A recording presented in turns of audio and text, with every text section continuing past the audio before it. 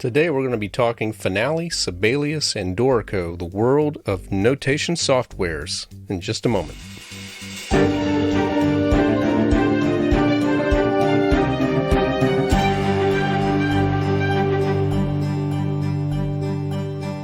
Hello and welcome everybody to the Musician Toolkit. My name is David Lane and this is episode number 44. 44 is, I think, a great number for a podcast about musicianship, but I don't mind saying I don't think this is a common episode. Okay, that's a bad joke, but if you're a musician, you absolutely should get it. One of the tough things to know as a podcast host is what are the topics that truly interest you, the listener, and what are the ones that just interest me. Sometimes they overlap. Sometimes there's things that I'm really interested in that you're also interested in. There have been times that I have gone over a topic that is maybe not as intriguing to me, but I get feedback from some of you letting me know how much that it means to you. And then there are times that I think I might be sharing something that I'm sure that maybe not everyone is as excited about it as I am. And I'm not positive which category today's episode is going to fall under. I know for a fact that I'm definitely on the excited side of this one. I love talking about music notation programs. And I will say, if you're like, I'm not sure this is the episode for me, let me encourage you that it might be. If you're a composer, an arranger, an orchestrator, you know that you need a program. You need Finale, you need Sibelius, Dorico, or some other program. But you'll also really improve your stock as a teacher if you have and use a notation program regularly.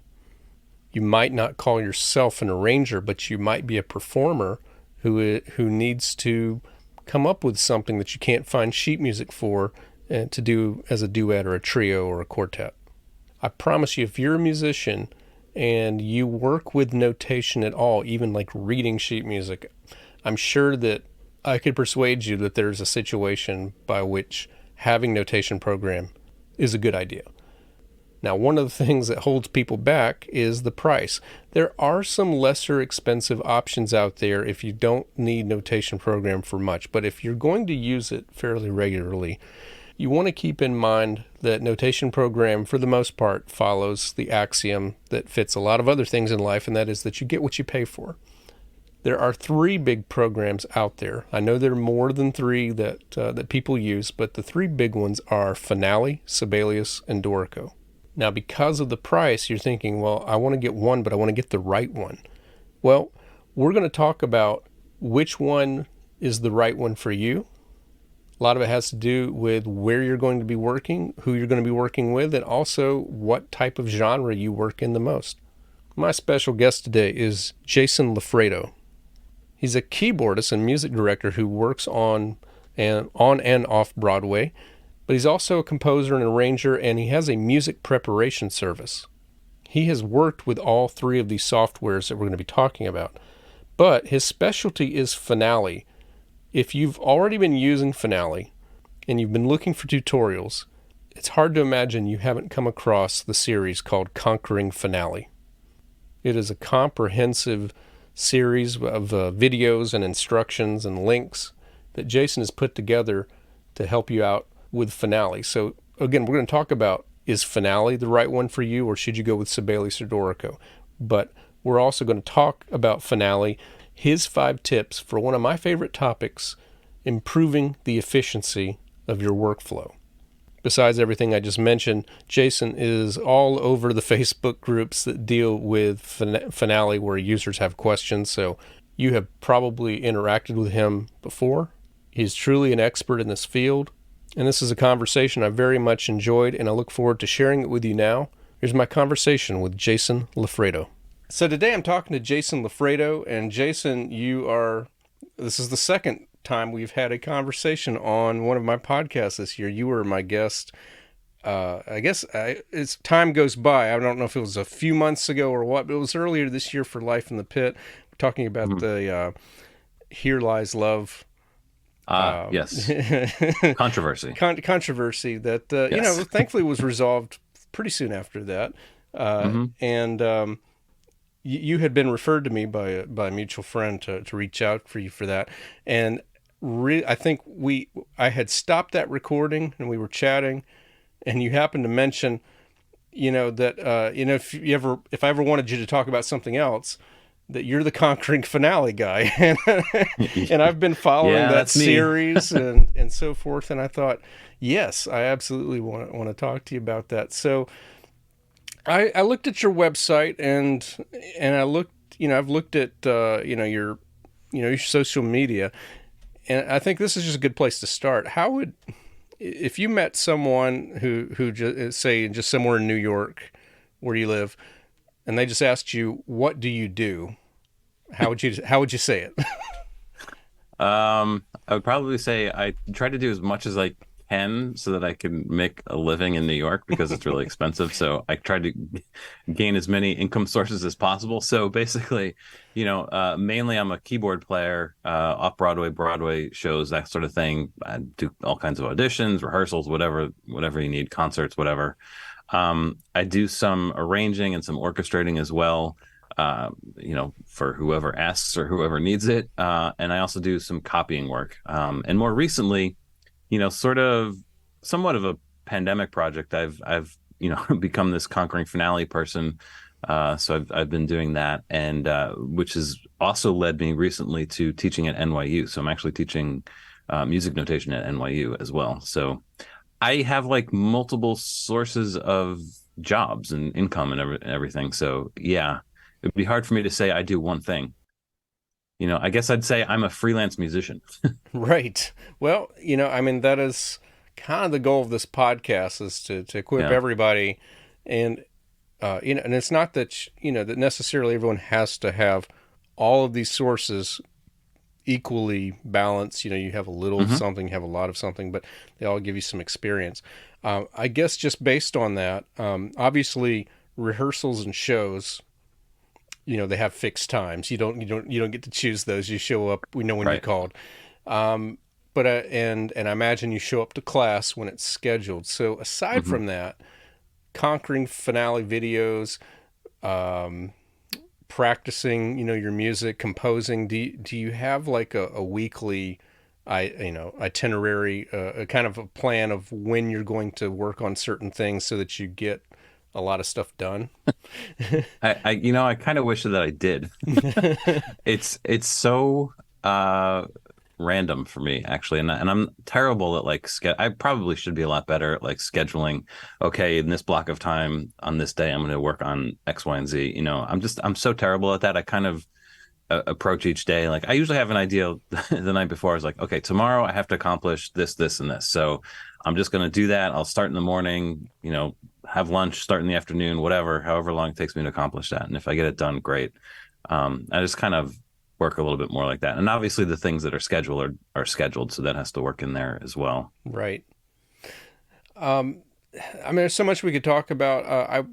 The focus of our talk today is mainly about music notation programs, and obviously, since you have Okay. Conquering Finale, and mainly because that's the only notation program that I've ever worked with, I'll probably do Okay. some finale heavy talk. But let's talk about when did finale. When did you get into finale, and like what were you doing at the time as a musician that made it a necessity? I mean, I think the first version of Finale I had was version 3.1 or 3.2. Mm-hmm. So this would have been back in the mid 90s when I was in high school. Mm-hmm. So I mean, I was a high school kid. I was, really into music at the time. I was really into arranging and composing a little bit. So I saw Finale as a tool and I tried it out, and I've been using it ever since then. Okay. Did you start using it because you were composing? I'm trying. I think it was probably. I don't know what I was writing in high school. Couldn't have been that good, but I'm sure I was writing something or I was arranging something for. You know what? I think now remembering that I did an arrangement of something for our concert band. Nice. So I think I did all of that in Finale. And of course, back in those days, this was before linked parts, so you had to copy the score and then copy individual files for all of the parts. Right. So that was a thing.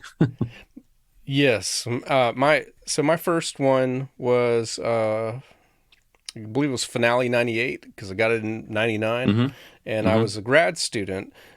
And when I got to college, I didn't have anything. I was writing by hand, and then for my undergrad years, for maybe the last two, I had a program that I shared with a roommate. He had a computer, I did not, and it was a program called Rhapsody.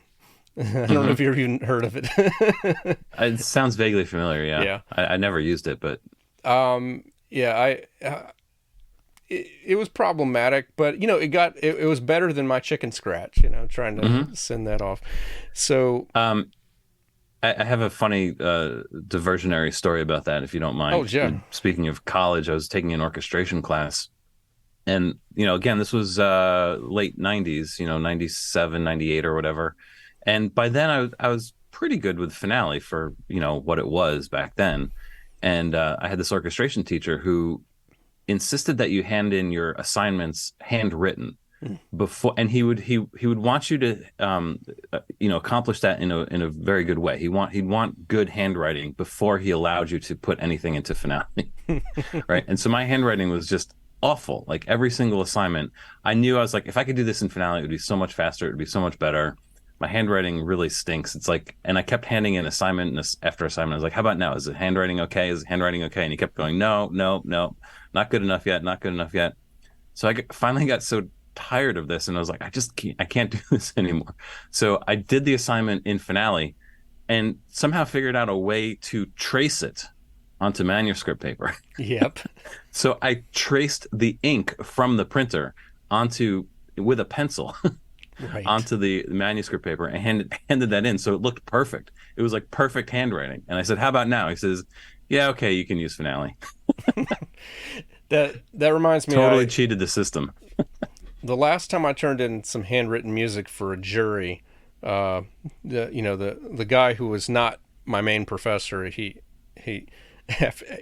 we played the recording that we made, and I guess it was Digital Performer at the time, Hmm. and the finished product, and they had the score, which was handwritten, and he says, well, it sounds like you know what you're doing. It sounds very good, but it looks like you've never written music before. He goes, he's looking at the quarter rest. He goes, what are those threes? They look like threes. Yeah, And so the I know. next I hear time you. I had Finale before the next time, and I typed it out. Yeah, yeah. But yeah, I do write by hand for myself still because I find there's a different creative process with the hand moving with a pencil. Absolutely, absolutely. And I'm not really doing much composing anymore, but when I was doing it more often, I would prefer to write by hand. I think it's just the process of sitting at a piano and not having a computer in front of you, and just kind of like playing through ideas and kind of sketching them out. That was always seemed to be the right way Yeah. for me to compose music, as opposed to trying to do it directly into Finale. So I've always been impressed at film composer John Williams. He still does that. It's like it's the mm, only way he's hmm, ever done it. He composes at his hmm, piano and hmm. with pencil. And so you got into Finale, and obviously I guess that was kind of your main thing. When did you become acquainted with like some of the others? And I guess just the others. I just kind of list them. So Sibelius and Dorico, I feel like, are the other two kind of big heavyweights, and then you've got Yeah. some other kind of less expensive or freewares that are pretty good. Yeah, I've heard some good things about MuseScore, and but when did you start checking out these other programs as well? It's at some point in, I want to say it was like 2006 or 2007. Sibelius had an update, I think, that included dynamic parts. Hmm. You know what I mean? And this was the first time that a notation program had the parts files, or the parts in the same file with the score. And this was sort of revolutionary at the time. This was before Finale had that. Mm-hmm. And at that time I was like, oh my God, this is so much better. Why doesn't Finale have this? And I was like, all right. So I bought Sibelius, and I kind of learned it a little bit back then, but really, again, didn't have much of a use for it, because everybody in the musical theater world, first of all, was using Finale, and I'd already known Finale well enough and all that stuff. But I did sort of start to learn Sibelius back then. And then, of course, like 2 years later, Finale caught up and like, oh, we really have to have this. So that's when they added the linked parts. So I kind of used Sibelius back then for a couple of years, but then just kind of went back to Finale. And, many years later, I was working for a guy from Joanne Kane Music Services in New York who was doing some musicals, and there was a couple things that he was doing in New York in Sibelius. So I kind of had to relearn my Sibelius chops a little bit just to be able to edit those files. So I kind of got back into Sibelius. That was probably, I don't know, 2014 or 15. And then I kind of stopped working for that company. So again, Sibelius chops went away. Then Dorico came out, and I was really excited and interested in the development of that. And they kept previewing it and all this stuff. And then finally they released it. And I think I bought it on like day 2. And just kind of like worked with it and tried it out and learned it a little bit. But again, never really incorporated it into, everyday usage. So at this point, I know Finale really well, obviously. And I'm using Sibelius and Dorico, especially now that I'm teaching this course at NYU. The students, it's not a notation program specific course. It's more about like generally how to notate music. Right. And the students are allowed to use either 3 of those programs. So in some ways I have to be able to manage files back and forth in all 3 programs and, help them in certain ways. So in the last couple of years, while I've been doing that, I've definitely been improving my chops in Dorico and Sibelius. So I feel like I know those 2 programs fairly well right now. Obviously not as well as Finale, but yeah, that would be sort of the timeline there. So I remember when Sibelius came out, the marketing ploy, I guess kind of like the reason you should get this is because it has reportedly a smaller learning curve than Finale. That was the way it was sold. And sure enough, like my composition professor who never got Finale, he was encouraged to get Sibelius, and he started the very long process of taking his thousands of pieces. He's the most prolific person I've ever met of just kind of getting them digitalized, in the program. Dorico, I mean, I first heard about it as kind of an advertisement on another podcast, maybe 5 years ago is when when I first really started hearing about it. But I can't say, I'm one of those, I don't change things if it's working. So Finale's worked, and I've never had a reason to change. So I've never, and when it comes to recording, Logic has worked for a very long time. So I just don't find the need to change. So what is the single greatest appeal to Dorico? Dorico, I mean, obviously it was developed much later than both Sibelius and Finale. Finale was developed in the early 90s, and Sibelius was developed in the late 90s. I mean, that's ancient as far as software programs are concerned, and they still carry over a lot of that interface design concept, you know what I mean? So Dorico being more recent, I think the first release was in 2016, I believe. Yeah. Or 17 or something like that. I'll have to look that up. But being more recent, they have a fresh look at computer interfaces and just how you use the program. So in many ways, it's a much slicker looking program, just the graphic interface of it. But it's also a much, much, much more intelligent program in terms of like it'll do things for you automatically that both Finale and Sibelius you wouldn't even consider that Finale and Sibelius could actually do that. A good example of this is, in Dorico, you can just write whatever duration that you want. Like if you write, let's say a dotted eighth note, you enter a dotted eighth note, and then you enter a quarter note. Like if you were to put that in a 4/4 bar, you'd be like, that's not correct. You need to tie a 16th note to another dotted. You know what I mean? Right. In Finale, you would have to actually do that. You'd have to add the 16th note, tie it, then add the dotted eighth note.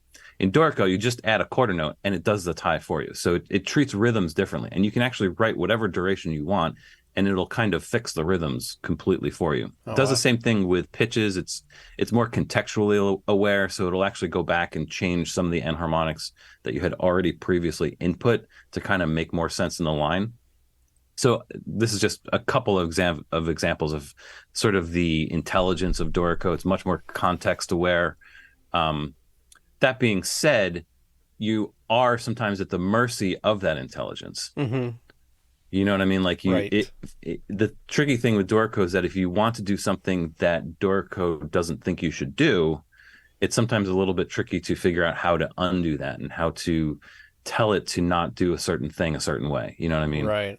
I always say that like Finale, Sibelius, I feel is somewhere in the middle of the three. Hmm. I would say like Finale is very dumb but completely obedient. You know, Dorico on the other hand is extremely intelligent, but it's very stubborn. Yep. Well, that just hearing that example, I was just thinking that the work that I've done most recently is arranging some musicals for a writing team, and their melodies are very pop, Hmm. syncopated. Just like very few notes land on the beat. Right. Yep. So it's a lot of 16th, 8th, 16th tied to Yeah. a Yeah. Yep. 16th. And I'm just thinking, I bet there's a faster way to do this, but Yeah. but there are some ways. Once you get that rhythm once, there are ways to repeat that. So we, I guess before we kind of dive into finale specific, let's say that every musician's out there is thinking they don't have a notation program, and they're asking, well, Hmm. which notation program do I need? And kind of alternatively, like, which version do I need? Because if we just answered that for finale, sometimes I've had some students that, they don't call themselves composers, they call themselves songwriters. They just want to kind of be able to do a few simple things. And I've said, maybe you don't need the most expensive version of finale. And we kind of looked at some of the other versions. And I don't even know how many of those are still current, like, how many they've kept around. But like, what are, what are some considerations that you would think of, in your NYU class, if they were to ask, Hmm. which should I really pursue? Yeah. What are some of the I, I, thoughts? this question comes up a lot, and it's something we actually talk about at the class at OU, although I always prefer them to actually have a little bit of experience with the programs before they come in. But, what I say about this is it kind of depends on what genre you're working in generally, also where you are physically in the world. For example, in New York for musical theater, almost every show is done in finale. So if that's where your interest lies, definitely learn finale. I mean, yes, there are some shows that are being done in Sibelius now. I don't think any shows are being done in Dorico yet. But finale for sure. I mean, you walk into a rehearsal room where they're creating new pieces and everything. It's all done in finale. So Mm-hmm. in the musical theater world in New York, finale, finale, finale. On the West Coast, if you're doing film scoring, it's last I checked, I think it's about 60-40 Sibelius finale. So Mm-hmm. composers are using Sibelius about 60% to finale's 40. It might actually be a little bit more than that now. Mm-hmm. But generally speaking, that's where it is in LA in the film scoring world.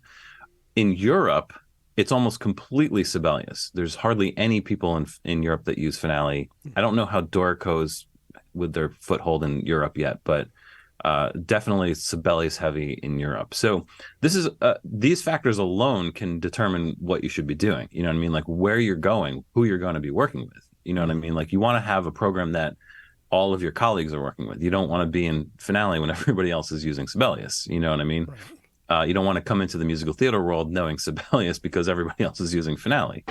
So that's a factor. The other thing I would say is that, more structurally in the programs, like I said, with finale, sort of dumb but obedient. Dorico's sort of smart but stubborn sometimes. And Sibelius is kind of in between those two things. Mm-hmm. As far as the learning curve is concerned, I kind of agree that Sibelius is probably the easiest to learn off the bat. Dorico can be easy at the beginning, but when you start getting into the advanced features of Dorico, it's very complex. There's a lot of options to figure out. There's a lot of things that you just have to dive into with Dorico. Finale does have a steeper learning curve. It takes a little bit more time to get into it. And I always feel like once you get to a certain point with Finale, there's a lot of patterns that you can find with how the program behaves and how it acts. So it sort of levels off. That learning curve sort of levels off. So there's that. Finale is going to be the most flexible of the three in terms of like, again, just because it's so dumb and obedient, you can do whatever you want with it. Yeah. If you know how to do that, you can just any graphic or weird things that you want to do. Somehow there's a way to do that in Finale. Sibelius, yes, to a degree, but not quite as much as Finale. And again, with Dorico, because it's so intelligent, because the structure is a little bit more rigid, it's definitely a little bit harder to do some of the funkier things that the program doesn't want to do. It does provide a lot of options for a lot of different types of notation, so it does exist. I would also say for concert music specifically, Dorico does very well. They've seemed to sort of focus their attention on sort of the classical genre, concert music in general. I struggle sometimes with sort of the pop arranging aspects in Dorico, like the drum set notation, in my opinion, is really not ideal. Guitar notations can sometimes be a little tricky in Dorico, but their focus has always been on sort of concert scoring and classical music. So that's a long answer to that question, but ultimately it just depends. Yeah, I mean, we're talking, 30 years of notation programs, just in Yeah, development. for sure. I guess we should just mention just a few things. Like, there's been some big developments lately in terms of just like connecting these programs together. So you've got and some things I don't fully understand, but it's like maybe correct me as I go. It's like Music XML. Yeah, so Music XML actually was developed by the same people that developed Finale.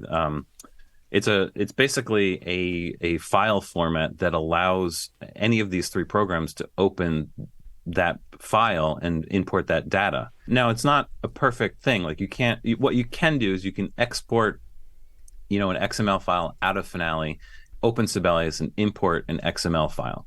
It's not going to be perfect because the way that the programs handle certain things is very, very different. So it's not, you're not going to get the perfect formatting. It's not going to look exactly the same. Certain elements are not going to show up exactly the same, and having a lot of experience with this, going particularly from Sibelius into Finale, I've recognized certain things that it just does not want to do correctly, Right. and you'll get weird things that happen when you open the XML in Finale. So you just kind of have to get used to, I have to fix that thing or whatever the case may be. But that's XML. And then there's a topic I've found is a controversial topic on the the Facebook groups, and that's the SMUFL fonts, the SMUFL. So what is it about those that are why is that a big deal? So SMUFL, standard music font layout, was something that Daniel Spreadberry, that designed Dorico, he also designed this font standard to go along with Dorico. And it's a different type of font. Your standard music font in Finale and Sibelius. First of all, the layout of the font in Finale and Sibelius for those fonts, they're completely different, which means that they're not interchangeable. So you cannot use Sibelius's font in Finale. You can't use Finale's font in Sibelius. It's always been like that.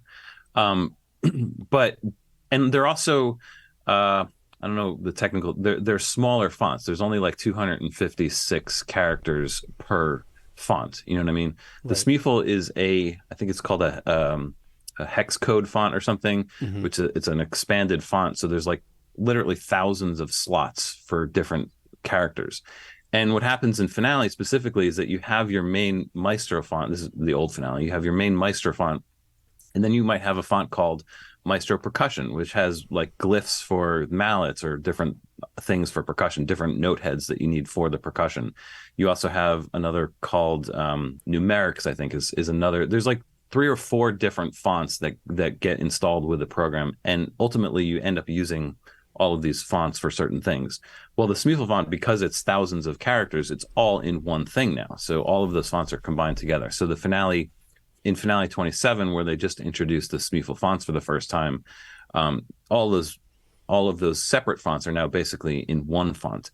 And because it's a standard, every single location of each character is exactly the same between the Finale fonts and the Dorico fonts now.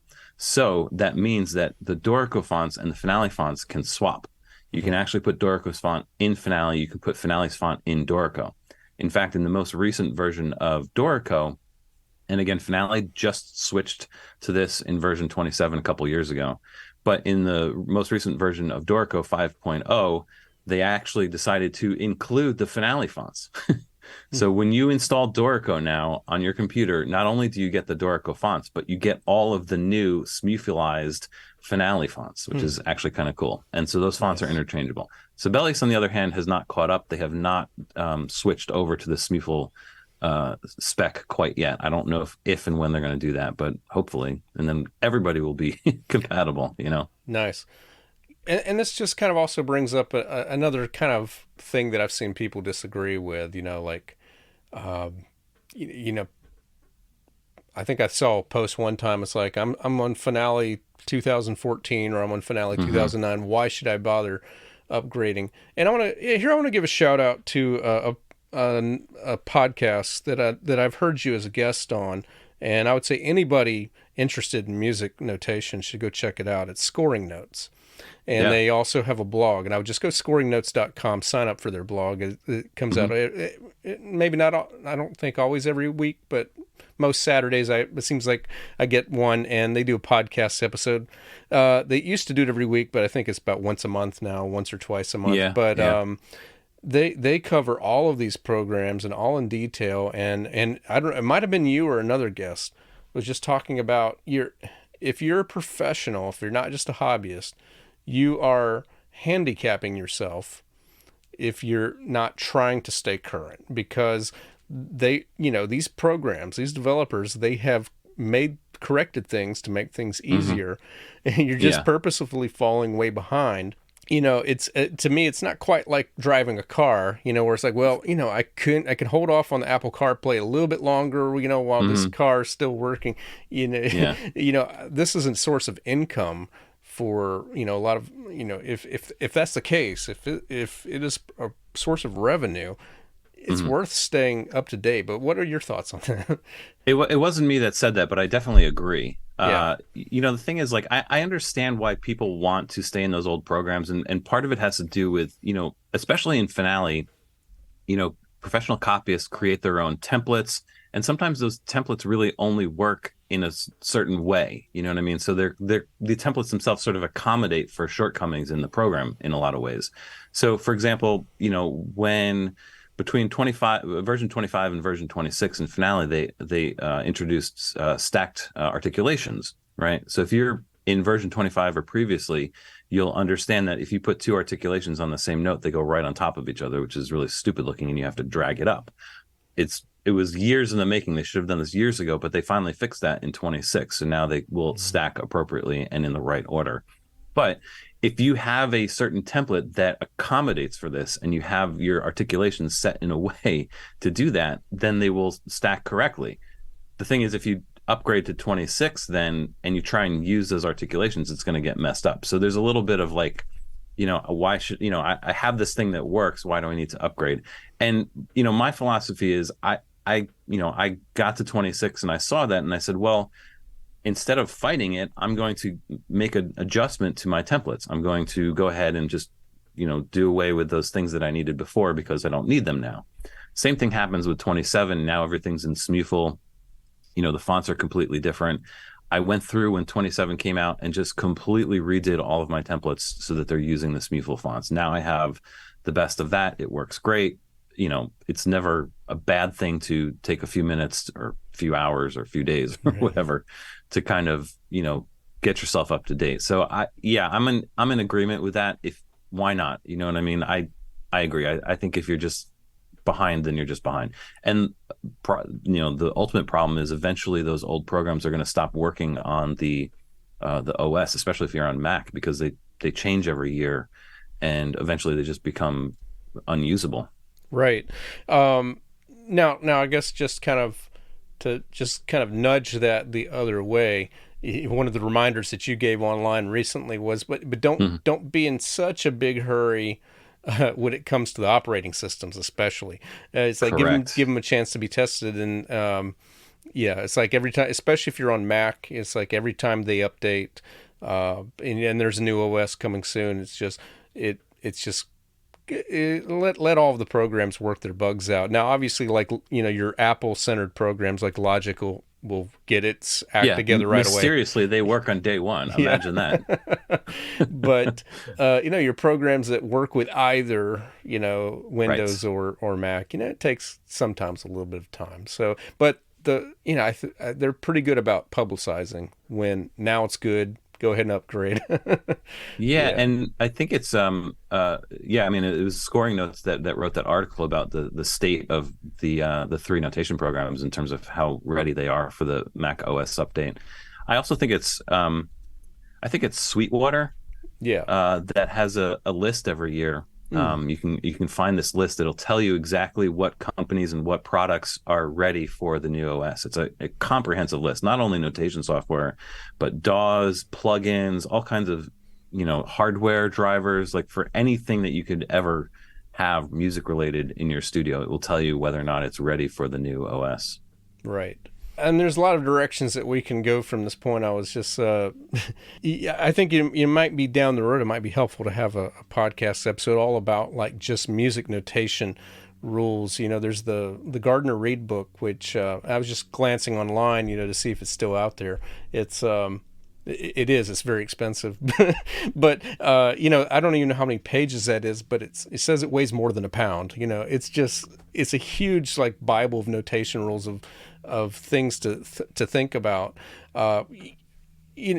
Simple things that I'm always like when I'm teaching piano and music theory. I talk about the ways that 3/4 looks different than 6/8. They can both have Mm-hmm. 6/8 notes, but we Mm-hmm. start talking about how they need to look different and how like you could put 3/4 notes in 6/8 Mm-hmm. time, but it's much clearer, to the feeling the beat if you'll replace that second quarter note with 2/8 tied together, and then you can Correct. see where beat Right. 3 and 4, and like that's just one example among hundreds or thousands. So we won't go there today. So let's just kind of table that for I guess another day, another time. But let's talk today about since finale is your main thing, and Mm-hmm. we haven't really mentioned it, but one of the things you do is you do music preparation services for Mm-hmm. other clients, and I know that it's worth your time and your income to be fast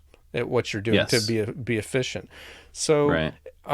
as many as you'd like, but I'm just going to say three, somewhere between 3 and 5. Give me what are some workflow tips? What are some Yeah. things that really help you in finale? So I mean, I just you asked kind of previewed this question for me, so I actually wrote down five things for you. All So right. number one, shortcuts and meta tools. I mean, you have to learn the shortcuts. You have to learn the meta tools. Every tool in Finale has meta tools for certain things. Like if you don't know that A is the meta tool for an accent in the articulation tool, if you're clicking on the note and choosing I mean, that's so slow. It's just you have to know those meta tools. Also, the shortcuts for opening, common windows like Command K to open the score manager, for example. Like you got to know those shortcuts. I mean, that's number one. If you're clicking around with the mouse all day long, you're dead in the water as Yep. far as efficiency is concerned. Number two, and a lot of old time Finale users are not aware of this, contextual menus. Hmm. So if you have a mouse that has two buttons, if you right click with any tool active, you'll get contextual menus that are specifically designed for functions related to that tool. And you can do things very easily. Even with a selection tool, if you right click in a measure, there's an option to change the key. Like you don't have to go to the key signature tool and double click and choose the key signature. You don't have to do it that way. You can just take the selection tool, right click, find the key signature. It lists all the common key signatures. If you need A major, just choose A major and you're good to go. So that's another really important efficiency. If you know that exists and you know how those work, you can avoid switching tools a lot. Number three, plugins. There's obviously the plugins that come with Finale, and actually recently in 27.3 they've started including some of the JW plugins, which used to be a third-party plugin. You have to know those plugins, and not only the plugins, the functions in the utility menu, which are effectively built-in plugins anyway, in sort of a weird way.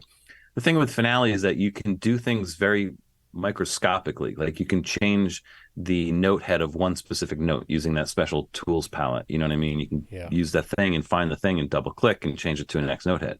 But if you know that if you select an entire swath of measures, 4 measures, you can go to the utilities menu, go to the change menu, go to the note heads option and choose the X note heads, and you can change all of the notes to X note heads all at once. You don't have to click through every single thing. Yep. So, I mean, that's a small example of that, but you got to know what's in that utilities menu. You've got to know what plugins are available. And once you really get into this, start looking at the third-party plugins. There's basically three main sets of plugins. There's the JW plugins, which are actually now starting to be absorbed by Finale, which is actually really great. So that's not going to be a third-party plugin anymore. There's the TG Tools plugins. You'll get a few of those built into Finale, but there's a whole suite of them that you can download from the website, and they're immensely useful. And then also the Robert Patterson plugins, which are they're brilliant in so many ways. And you'll find stuff in there that you didn't even know that you needed, especially with all of those plugins. I mean, it just makes everything so much faster. You don't have to individually click a certain thing, So that's number 3.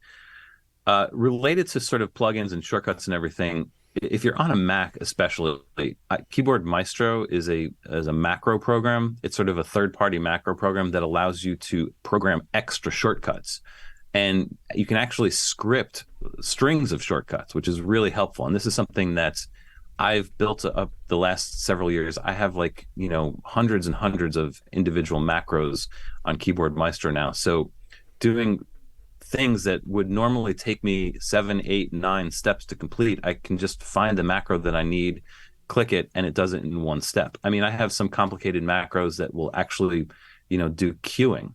You know what I mean? You copy a line from the trumpet, and you select the line where you want that to be queued, and you select this macro, and it will go through the whole process of, pasting it, moving it into a different layer, adding the rest, putting it at 75%. Doing all of this stuff all in one shot, you know what I mean? So you don't have to do all of those things individually. So it's Keyboard Maestro, unfortunately, is only a Mac only program. There's another one on Windows. I think it's called Auto Hotkey, maybe, which is similar, but from what I understand, not quite as sophisticated as Keyboard Maestro. But if you can really get into building those extra macros, it's really helpful. Even silly things like there's no shortcut, there's no native shortcut in Finale for creating a multi-measure rest. You know what I mean? But Keyboard Maestro, I have it set to option A. It's in my left hand immediately, and I can just click that, and it creates a multi-measure rest. So just silly stuff like that saves immense amount of time over a lot of repetition. So that's number 4. And number 5, I always talk about this, but templates, especially in Finale, the default templates that come with Finale are really something to be desired.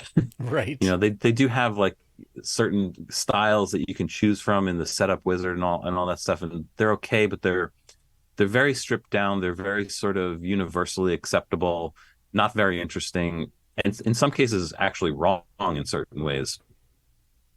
So I always recommend creating your own templates, which I have. And what I do with those templates is I can even pre-format the linked parts. I can add all of the expressions I need. I have dozens of expression categories so that I can find things so that I'm not always typing the same expression, whatever it is that I need. You know what I mean? My categories are set up in a way where the expressions go to the proper location, the way that I want it. I have articulations that I need. I have a whole library of chord suffixes that I like, and that's part of the template. So I don't have to keep creating new chord suffixes every time it doesn't recognize it. I'm sure Finale users are used to that. They type in a chord suffix that doesn't exist and says, "Would you like to create this?" And you say, "Yes, okay." But if you have all those chord suffixes in the library, in the template, it's there. You don't have to do that anymore. Same thing with custom smart lines. I always say that if you have a well-built template, it takes the time to copy your music down, tenfold, if not more. My templates are now basically plug and play. I can literally just put the music on in the program. I can go to the linked parts. It's sort of pre-formatted already. I just have to do some minor tweaking, some small adjustments here and there, but it's done. You don't have to mess around with, oh gosh, now I have to figure out, okay, I got to put the systems on the right page and I got to size it correct. I mean, it's all pre-done for you. So templates, that would be number 5. Nice. Well, those are all super helpful. I'll just offer just kind of 3 things that popped in my mind, things that I use a lot. And this is on a Mac, in Finale, but Two of them are keyboard shortcuts, and one I call it the if you're in the speedy entry mode, it's the command 6789, which is I think I might have modified them a little bit, but for me, command 6 I believe is down a step in the scale. Command 7 is up a step, and then 8 takes you down an octave, and 9 takes you up an octave. Right. Well, and that works without the command or the option or whatever. That works with the selection tool. So if you select measures and just press the 6 key, it'll go down a step. If you press the 7 key, it'll go up a step. 8 down an octave, 9 up an octave. So yeah. Well, that's very helpful. Okay, so the command doesn't get in the way. You don't even need to be in speedy or simple entry. Just use the selection tool. Nice. The other thing that I find really helpful is the use of the option key when you've copied a measure. Just using the selection tool. It's like you select the measure you want to copy, and just while holding the option key, just click on the target measure, and there it is. Yeah. And I found that's actually imperative if you've ever come, because I had to learn this shortcut for a situation where I realized that what was on the top staff needed to be on the bottom staff, and what was on the bottom staff needed to be on the top staff. So what I learned to do was select the top staff, copy it. So it's on the clipboard. Yep. Yeah, so it's on the clipboard, and then use the option key to move the other one. Yeah, exactly. So it's a little complicated. But interestingly, I mean, I do that too. But interestingly, there actually is a plugin now that will swap staffs. Right. So you can select both of those staffs and run that plugin, and it will just go whoop, and you're good to go. I guess the third thing that I use quite a bit that talking about these, sometimes I do these shows with a lot of pop rhythms, but the rhythms are used a lot, but the notes keep changing. So in the simple entry tool, I find copying and pasting that rhythm and then going to repitch is really helpful, because all you got to do is just with a MIDI keyboard play the note, and not only will it change it, but it will preserve ties and things like that. It's really cool. It's like it'll keep those ties in there, and it's such a great shortcut for that type of thing, So I was actually heard. I was heard it was advised, like if you know what rhythm you want, but you don't know what the notes are, just kind of type that rhythm in, and then you can go back with the repitch and you can adjust that. And of course, it took me a while before I started using simple entry, but I found it if you have like a lot of 16th notes or eighth notes, when you've got like a certain steady rhythm, really helpful, to do that, because you just select that note, put it on the staff, and then just play on the MIDI keyboard the notes you need, and there they are. So. And you can do that in speedy entry too if you press down the caps lock key. Oh, the caps lock. Okay. All right. So that's a natural lead into the next point. Let's talk about Conquering Finale, where you tell us all about this, and you start with the basics. So where can people find Conquering Finale? It's literally just www.conqueringfinale.com. Awesome. And I know you've got some things on YouTube people can find, but they can get the whole program there. The videos are uploaded to YouTube. So there is a YouTube channel that's relatively well organized. You can just find a Conquering Finale on YouTube. You can either go there to view the videos, but I actually prefer the website, because I do provide a little bit more information in the description. It's a little bit easier to navigate. The categories are all listed on the left side. And there are like several videos where I'll actually provide some links to some certain things. So it's a little bit better organized than the way you can do it on YouTube. So okay, but it's the same content basically. All right. So we kind of mentioned Conquering Finale. Is there any other information you wanted to share about, like, where people could find out more about you or follow you? I mean, conqueringfinale.com, all the information is there. I do have my own website, jasonloffredo.com. It's not a whole bunch of stuff on there, but you're certainly welcome to download my resume if you're really interested. Right. Well, I looked at your resume, and just a little name dropping. I saw that one of your clients was Aaron Gandy, and I was in marching band with him in high school in Florida, and he was a previous guest on Life in the Pit. So first time in 31 years we had talked. So Yeah, I've been working with Aaron for quite a long time. I think the first thing I did with him was this off-Broadway musical called The Shags. Oh yeah. Do you remember that? Did you hear Uh, about that? I've heard the name, but I didn't catch it. But yeah. It was a really quirky but clever musical about these two girls and their dad who wanted these girls to be in the band, but the girls just could not play instruments. They were just really, really terrible, but they played them anyway, and the music was really, really bad. And they recorded an album that was really, really bad, but it sort of was so bad that it kind of created this cult following. They're like, I can't believe these kids are this bad, yet it's still a thing. And they made it into a musical, and the musical was really well done, and it was kind of brilliant. But Nice. that was All right. Well, a lot of good information, and again, I'll kind of say this in the introduction, but notation programs are not just for composers. It's very helpful if you are a private teacher and you're kind of creating some exercises or custom mm, arrangements for your students. And sometimes you might you might just be like a violinist and someone is wanting. I mean, I've done this before. I've had requests to do. Could I do Yellow by Coldplay for string quartet for a wedding? Could I do mm, Phantom of the Opera, or something like that? hmm So it's like, well, you need a notation program to pull that off. So yeah. it's helpful. Nobody The likes reading handwritten music anymore. Oh no, it's and I would say we kind of reached that point where it's inexcusable to still Yes, do that. So absolutely. yeah, For sure. I mean, it's almost a given at this point. It's like you if you're gonna have a session with musicians recording your music, you just cannot provide handwritten music. It's just completely unprofessional at this point. exactly. Well, thank you so much for all this valuable information. It was great to chat with you again. Yeah, well, thanks for having me on. And that's going to wrap up episode number 44. This is one of those episodes where I imagine, you might have some questions that maybe I can answer, or if not, I can relay them to Jason. He might be able to answer them as well.